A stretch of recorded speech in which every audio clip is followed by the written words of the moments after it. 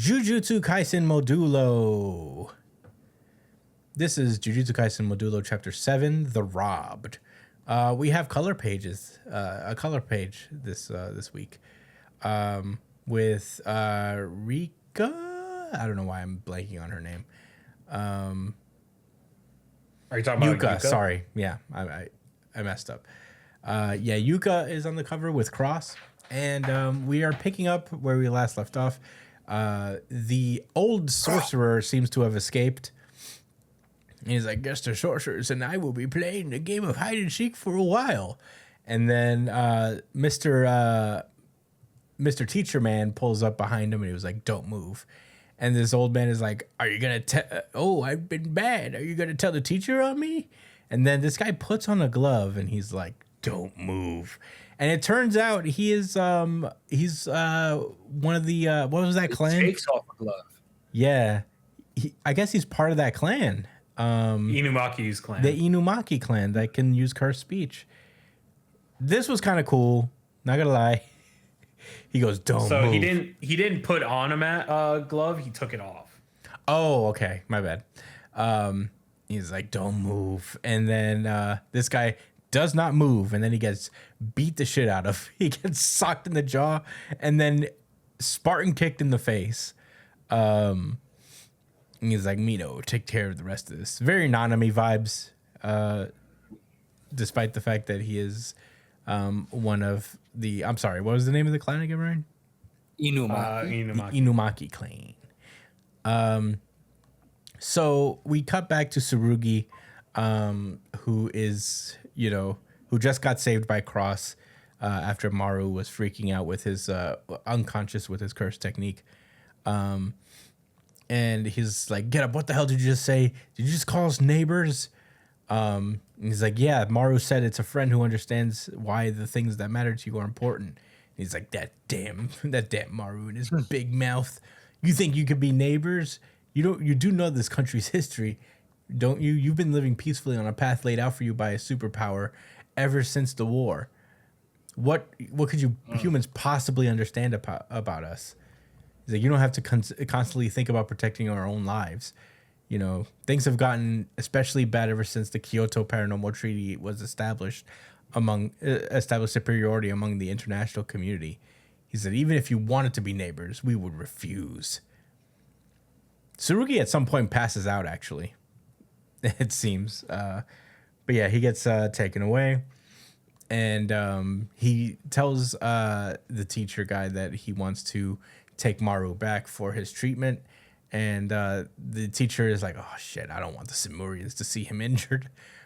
And he's like, well, if he doesn't require treatments that only Simurians can provide, I'd like to keep him here. We'll do everything we can for him. He's like, nah, we'll be treating him ourselves. He's like, damn it, does he think we want to collect biological information? And I guess he's not really thinking about that at all. He just stands over Maru. He pulls off the bandage that he keeps on his eye, and he borrows Maru's head tie thing, and he says, "I'm gonna borrow this for a bit." And we get a flash of Mahito all of a sudden. He's like, "Damn, is that who that was?" Yeah. Yeah, that's Mahito. That's Mahito. Don't you see the patch face? Yeah, I guess. Why are his eyes like that? His eyes are covered by his hair. It's shadowed under, yeah. Those are the stitches. Those are like the patchwork face that he has. Oh, shit, yeah. Wow. So Mahito's like, damn. So it's not him after all. And I'm like, whoa. Whoa. And Tsurugi wakes up in the hospital and he sees what seems to be Maru there. He's like, Tsurugi, are you okay? And he's like, how's Yuka? She's getting tracked out, but she seems fine. He's like, I heard Cross was here. And he's like, yeah, is he always like that? He's always so pissed. He's like, no. Knowing that this is Cross, actually. And Tsurugi apologizes to Maru for accusing him of plotting and barging on someone's turf, and that he admits that he was being closed-minded, and he's sure that the Simurians has their reasons. And he has him like, hey, you use your curse technique though, and you got hurt. Did you get punished? And Cross answers like, not yet. And that's when Yuka comes in, and she's like, well, if it isn't the MVP, I heard you were really amazing back there. He's like, so what should we do today? And Tsurugi's like, yeah, I can move just fine, but what the doctor say? I can't believe you ran out of stamina so fast. And Yuka says like, I was just a little off my game. And they're like, all right, let's go. And they're like, go where? And they end up at the amusement park, and they spend a day there. Cross is not impressed by what's going on. He's like on a roller coaster with a straight face. He's like kind of eating popcorn and annoyed. He's like, damn it, damn you, Maru, you never put this on your schedule. And at that point, he runs into this kid who drops his balloon. The balloon starts to float away, but Cross catches it and gives it back to him. And the kid goes, where's mommy? And they think it's like, oh, the cliche lost child. So they spend time helping this kid find his mom. Yuka tries to cheer him up, and there's like, your mom will be back soon if you wait here. And he starts to cry, and Cross ruins it even further by going like, what's there to cry about? It's like your mom's dead. And he starts to really cry, but Cross cheers him up by doing a cool backflip. And catching it, he drops his popcorn, but catches it in midair when he lands. And he seems to draw a crowd to him, and he's like, whoa, that shit's sick. Does this guy work here? Yuka does a backflip as well, feeling weirdly competitive for some reason. He's like, what the hell's her problem? He is really unsettled by that. Yeah, he's like, what the fuck? It's not a competition, bro. But yeah, that's when the mom shows up, and she's like, thank you for helping my kid. The kid gives Cross his balloon as a thank you. And Yuka lets Tsurugi know that that the kid's mom came back. And Cross is like Halloween. And it's like, yeah, it's a holiday with Christian roots, but it originally started by a different region. And they get to start talking about religion a little bit. And he's like, Christianity? Is that the religion humans follow? And he's like, nah, I think it's around 20 to 30% of the world, though. And she explains that the Japanese are all over the place. They follow Buddhism, Confucianism, Shinto, and they've adopted other commercial holidays from other religions. And Cross asks is like, so you don't believe in a god? He's like, not me personally, but I guess a lot of people do. What about you, Cross? And Yuka reveals that she knows that it was Cross the entire time. She says like, you may be able to fool Tsurugi, but Tsurugi might not have noticed. But even if he did, I doubt he'd say anything, because he'd be mortified if he was wrong. He likes to be cool all the time. And yeah. Yo, you know how I know? I'm sorry, Chris. Oh yeah, go for it. You know how I know GG is absolutely writing this series Mm-hmm. without a shadow of doubt. So in the same panel where these two dudes are talking, you see in the small text between them, he's like, you don't like kids, Mino? That's surprising. And then Mino is like, I wouldn't know the first thing to say to one. So this was to justify why all of a sudden these two were alone to talk. Like how convenient that was. Mm. You know what I mean? And now, honestly, I never would have questioned that. I don't think any of us ever would have questioned that. But Gigi wanted to make sure.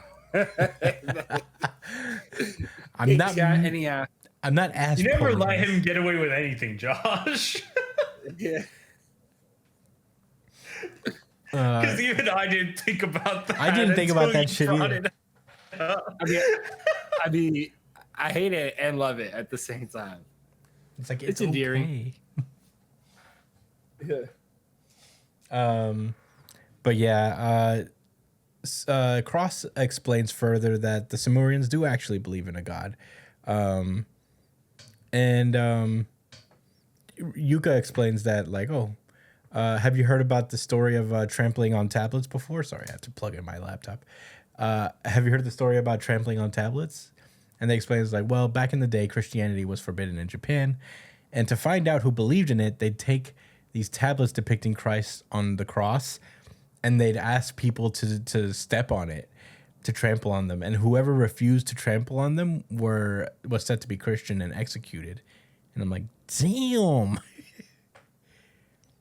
That's crazy. And, Yuka can't wrap her head around it. It's like, well, if I were Christian, I would just like step on the thing and then ask for God for forgiveness afterward. Because once you're dead, it's all over. And Cross, Yuka goes on to say is like, I could respect the fact that other cultures and religions value certain things, but sometimes it's hard to truly empathize with why they feel that way, And Cross is like, well, let's say it wasn't a tablet and a living thing. So if the tablet were alive, could you trample on it? And he's like, I guess I never thought about it that way. And he's like, you finally understand it. You and your brother are both shallow-minded. They said that humans have trampled on our way of life without even realizing it. I'm not saying those who have been stolen from have a right to steal from others. But when you're robbed, the temptation to steal in return lingers very strongly. And so you should be prepared for that. And Yuka's like, did this fucking guy just declare war on us? Should I go tell somebody? Is he dissing us right now? Should we? And Yuka's just like, well, I'll just pretend I didn't hear that. And she's like, well, it's perfect timing. Come with me somewhere tomorrow, and you might change your mind about that. And she, Cross is like, where? And she's like, to get my second opinion. And we go to this doctor's office, and we see like a hologram of Yuka's brain, and there's something flashing in it. And boy, I guess we can ascertain what this means. So we go on to, after the appointment, Yuka and Cross are walking home, and they're on this cool like stone bridge thing. That's kind of nice. I'd like to see that one day. Yeah, I thought these are the places I want to visit when I go to Japan. Yeah. And they're like, I couldn't follow what he was saying. I've never heard of this illness before. And Cross is like, so it's not cancer? I hear that's like common amongst Earthly. And she's like, no, I don't know. It's a malignant tumor. Is a malignant tumor different from cancer? The problem is it's in my brain. I figured those headaches were normal, but still, only 6 months to live is pretty harsh. Jesus Christ. Yuka is dying. She Cross is like, why did you bring me along? And Yuka's like, well, I hate going alone, and I didn't want to be pitied. Cross is like, even if you have 6 months to live, your heart just died in this moment. No matter what you do, it'll never be moved like it was before. The things that make you smile, none of it matter. You'll just think, oh, so what? I'm gonna die anyway. And from there, the endless cycle of throwing away just the precious time you have into a swirling pool of hatred, thinking, why did this happen to me? And why not him? And I'm like, Jesus Christ, Cross. And, Yuka's like, is that how it is with you?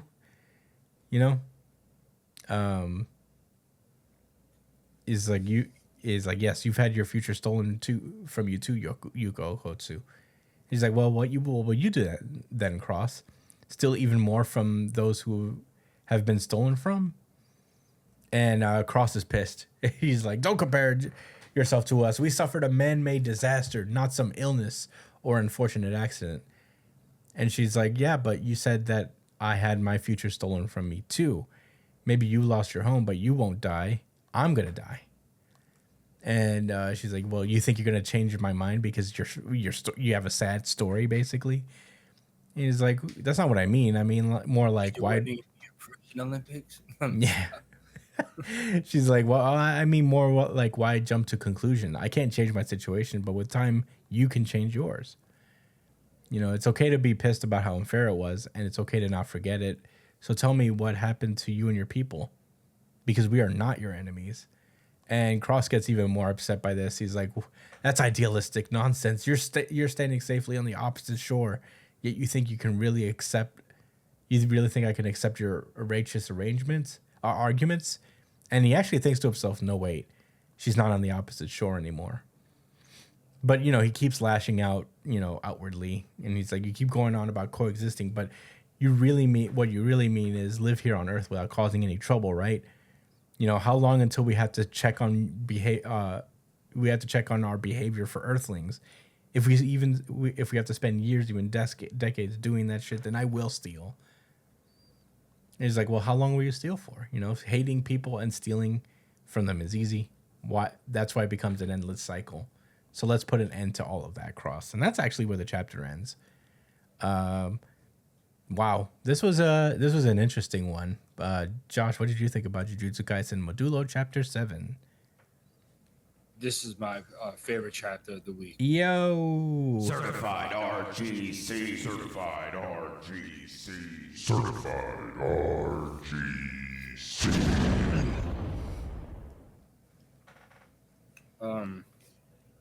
The entire time he was covering the chapter, I was trying to think about ways to efficiently express like how I felt about this chapter. But as per usual, I'm just gonna fly off, the top of my head and try to make something coherent. With that said, this was personally a very challenging chapter for me to read. Challenging in the sense of I find myself in recent years to be very stubborn in not only my philosophical views and specifically like political views, and how I think the world like society ought to be in the direction, like in the midst of being so like headstrong about that, I become so defensive within my own mind to like play defense against certain ideas instead of just allowing them to freely be in my mind and accept them for what they are. So to translate that to this chapter, right? I was really annoyed at first by Yuka. right? Yuka's position. It seemed like someone that was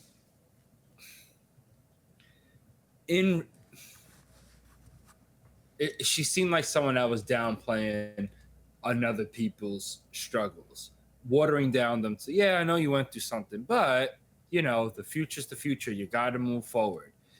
It really, that's how it came across to me, and I thought that's what Gigi was trying to put her in as a character to represent, and then her having a tumor in her brain, we were supposed to like maybe feel like she has some type of wisdom with that, like she has the authority to tell him that, hey, listen, your problems aren't so deep because you can move forward and you have time to compare to someone that's about to die. And that's really, those were my first initial thoughts. And I didn't read the entire chapter again. I just read the dialogue one more time. Like instead of like reading Down to Down next, I ended up reading it when I got home. I just decided, you know what, let me just reread this and see if I'm like missing something. Let me not be so stubborn, right? And I realized that this wasn't really a conversation about direct material conditions, right? Because we don't have any details about what actually happened to this alien race. You for sure doesn't, right? And I don't really think she's trying to, Yuka explain it to Cross. I couldn't say mansplain, but human splain. I don't know. Like, it's Yuka splain. I don't think that is her point at all. I think the most profound point she said was the fact that you have time, to not, time as far as to make it so that these points that you have aren't definitive facts about humanity or the nature of coexistence between sentient species, or etc. Mm-hmm. That you know it doesn't have to remain that way. It doesn't have to be that way. That even perhaps it's not just within species natures to be, at each other's throat and be, suspicious. But I don't even think, with Cross's point and why I felt so strong on his side to begin with, was, the reality that, like, listen, like, you, like, her personally. And I like how he didn't make this a talking point about humanity in general. Mm-hmm. Although, I'm sure he would gladly group everybody in, like, on his personal feelings, but I don't think that was the point he was making. He said your people, your country in particular, the one your ass was raised in, to have whatever ideals you came to the conclusion of, you did that shit in privilege and comfort of your superpower that was built on, what's, in my opinion, loosely being like, the suppression of lesser nations, similar to how we have in, our capitalist, run neoliberal society, a global society, where the global north and mostly west take advantage of the global south, like, for example. So I'm assuming it's that same power dynamic, just slightly different, material conditions. Mm-hmm. And I respected that, because it's like, even if you did have a point, the fact that you don't even check yourself to feel like you could even say that to me, not even really understanding what we went through, I feel that. But I think there is an important point to make, where at the end of the day, what is the goal? How is it you want to maintain and live? If it is truly the case that the only way to survive and sustain is to, as they mentioned in their wording, to steal back from those that did them wrong. Well, rather, like, if you was done wrong, and that's just the way life works, that it's just cutthroat, that you got to slime the next, Mm-hmm. even if that's not on an individual level, if it's on a species versus species level, right? Mm-hmm. Or different peoples versus peoples, right? And, you know, if that's how you have to live, then so be it. I guess, yeah, you do what you got to do, right? But she's saying, and the perspective is that, like, yo, it just doesn't have to be that way. And I don't think she's bringing up any material evidence, but she's bringing the perspective that, like, look, like, the way I see it is that there's a lot of things I wish I could probably accomplish or do or make a difference in, and really prove if something really can happen or not. But whatever it is I want to do will not be able to be done after 6 months, because I will be dead. Mm-hmm. And I think when you have, that reality of how finite, life can be, I do think it doesn't give you a sort of authority, but you are coming from that's a valid perspective to take, and you don't have to accept it. It doesn't mean she's right, but it's valid. It's just a different way to look at it. And if you actually want to live in a better world, idealistic or not, there is the fact that, will you try to prove that? Will you fight to make that a reality and prove without a doubt that, like, that's not the case? Mm-hmm. See, me personally, like Josh, right? I don't go out to every single protest. I'm not fighting cops, like, for certain things. I try to keep myself informed.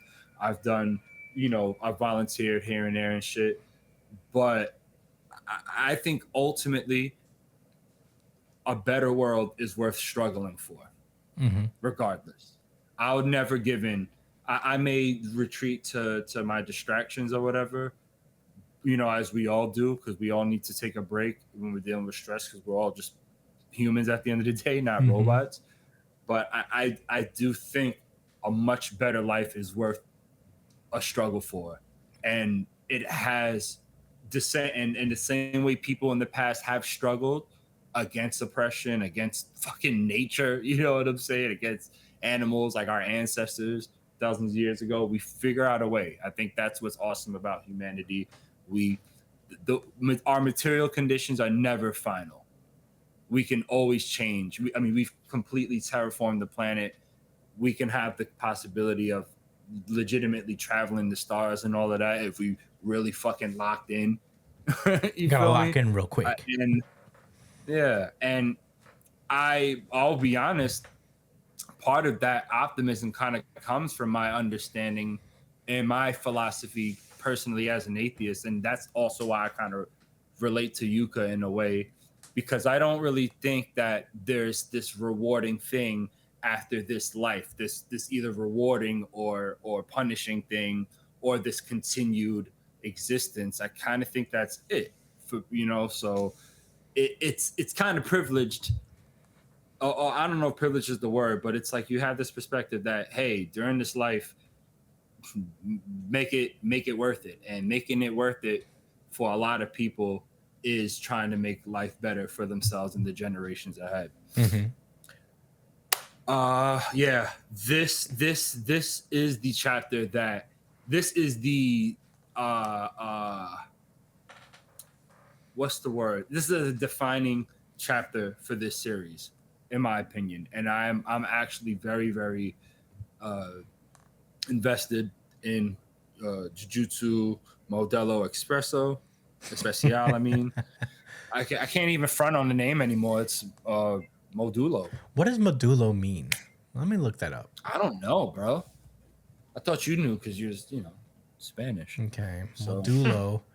Modulo is a mathematical operation that returns the remainder after a division. For example, 10 divided by 3 is 3 with a remainder of 1. So 10 modulo 3 is 1. It's a math equation. Because one left over? It's okay. It's a mathematical operation that returns the remainder after a division. 3 remainder of 1 is a modulo. And you would say that 10 modulo 3, often written as 10 parentheses mod 3 or 10% 3, is 1.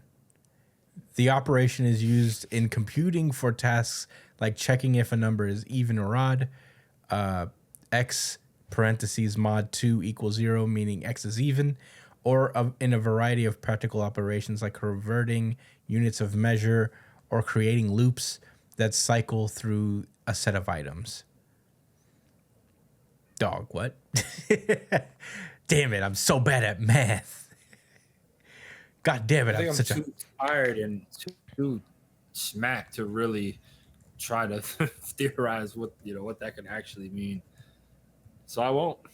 But I think I've said enough. Okay, modulo apparently means remainder in mathematics. So that's what it is. Remainder.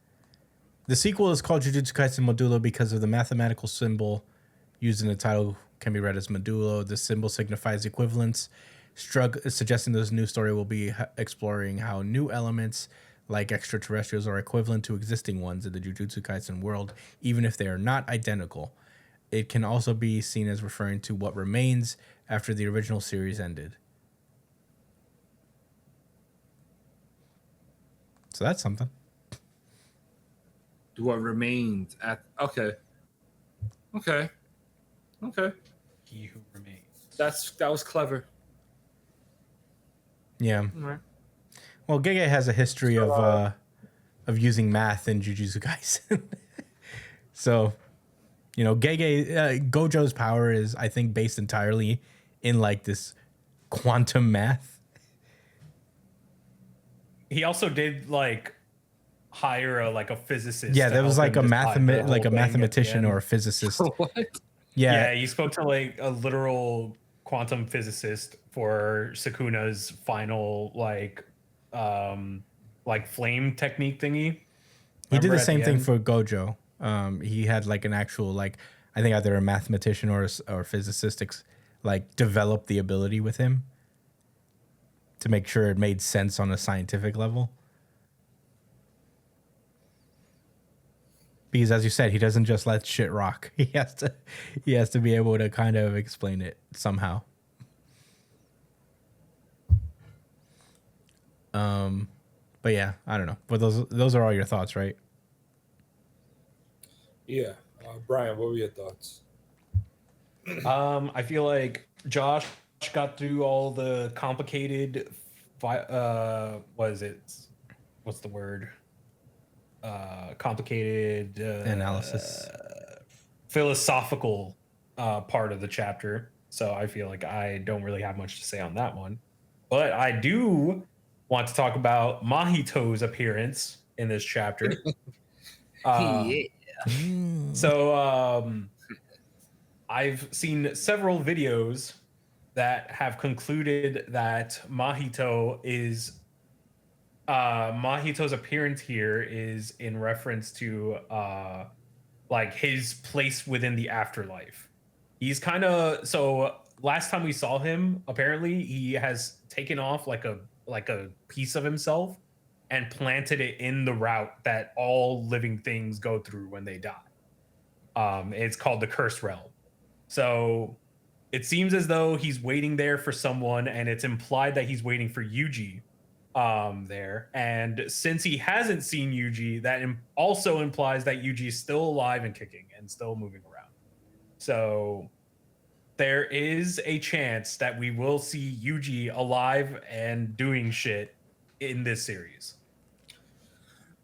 Can I say some things, and then Chris, you could also jump in if you feel. Yeah, like go it? for it. Okay, Brian, you cool with that? Yeah, go ahead. All right, so I have some issues with that. I'm gonna say it does sound it is solid. I think that makes a bunch of sense, and I'm pretty sure Itadori probably is still alive somewhere, but that doesn't connect at all with the fact that this kid kind of wakes up in reaction to that, right? Mm-hmm. Like he wasn't woken up by Cross.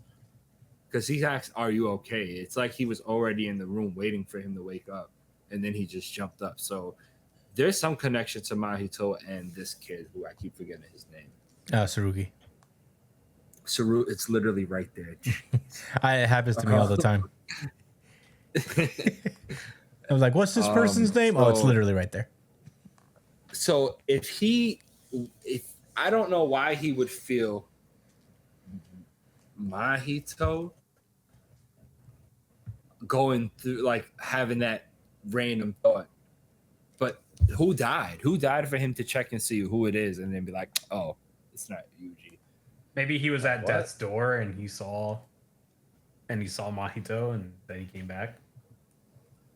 Maybe it was, I think it's Mahito reacting to Cross coming in, and because I think he's lurking within Tsurugi somehow. I think he's connected to Tsurugi one way or another. I think he harbors some like negative thoughts. Like I don't know. I don't really have much to say about that, but I think it's the reaction to it not being this kid. I actually have kind of a theory of Maru. And I ain't gonna lie, doesn't Maru kind of remind you of Itadori personality? I think that's what he's referring to while it's not him after all. You know what I mean? Because he's looking for Yuji.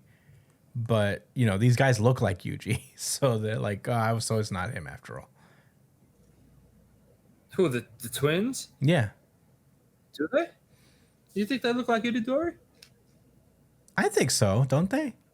Oh, because of the tattoos and shit, right? Yeah, not even that. If you even remove the tattoos and the third eye, you know, it's long hair, sure, but there's something Itadori-esque about these guys.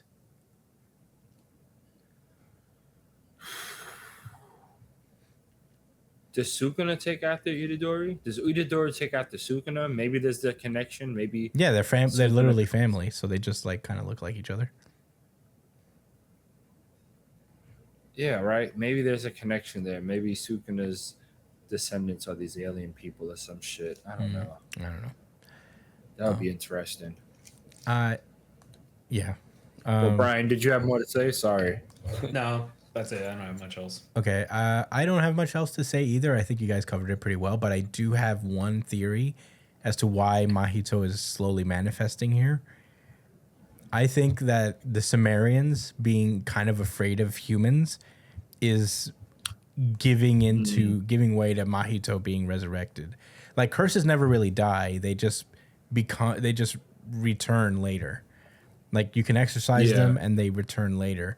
And now with like the Sumerians coming in, having this like low key fear of humans and, you know, going to war with them, especially between the twins, I think that's something, the fear of humans is remanifesting Mahito back into this world slowly. And because Tsurugi is a human and, you know, Mahito's a human curse, there's probably like an intrinsic connection there.